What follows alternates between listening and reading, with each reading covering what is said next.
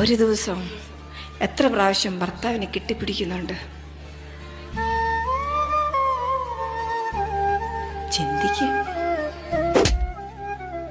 ഒരു ദിവസം എത്ര പ്രാവശ്യം മുത്തം കൊടുക്കുന്നുണ്ട്? ചിന്തിക്ക്.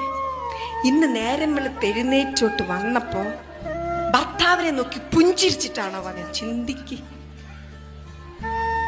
പരസ്പരം ഭർത്താവിനെ നോക്കി ചിരിച്ചിട്ട് എത്ര നാളായി?